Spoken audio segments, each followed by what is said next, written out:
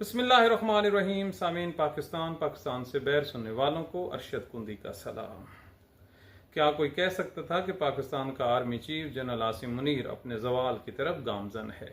आज हम आपको एक ऐसी स्टोरी सुनाने वाले हैं, एक ऐसी खबर देने वाले हैं जिसके बाद आपको यकीन हो जाएगा कि जनरल साहब को एक्सटेंशन नहीं मिलनी। होता कुछ यूं है कि एक्सटेंशन के बदले में अब नून लीग ने अपनी फरमाइशें शुरू कर दी हैं, यानी कि कोई ऐसी बात की जाए जिससे एलानिया ताल्लुकात खराब हों और फिर बाय बाय कहने पर बात खत्म हो जाए।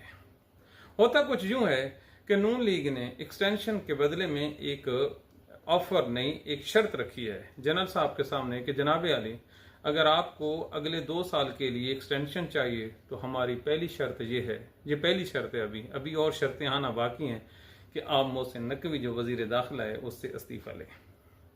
अब वजीर दाखिला मोहसिन नकवी जो है, ये चीफ ऑफ आर्मी स्टाफ जो जनरल आसिम मुनीर है उसकी वो जान है, ये वो तोता है जिसके अंदर जिंदगी छुपी है। तो फिर अब ढूंढना ये पड़ेगा, बताना ये आपको पड़ेगा कि कौन जो मोहसिन नकवी है उसको बर्दाश्त नहीं करता। मोहसिन नकवी की जो सबसे बड़ी मुखालफत है इस टाइम, पीटीआई का तो वो नंबर 1 मुखालिफ है ना, बल्कि पीटीआई वाले तो उसको अपना दुश्मन तस्वर करते हैं सियासी तौर पे। जो नून लीग है, नून लीग की तरफ से ये है कि वो पंजाब में खास तौर पर वो अपनी मर्जी करता है, और जो मरियम नवाज थी उसने पिछले दिनों ये जो मौजूदा आईजी पंजाब है इसको हटाने की एक समरी दी कि ये मुझे नहीं चाहिए। तो ये जो समरी है आईजी पंजाब को हटाने की, ये मोहसिन नकवी ने रिजेक्ट कर दी। अब एक ऐसी वजीर आला जो अपने सूबे में अपनी पसंद का आईजी पंजाब तक ना लगा सके, तो समझिए किस किस्म की मुदाखलत हो रही है।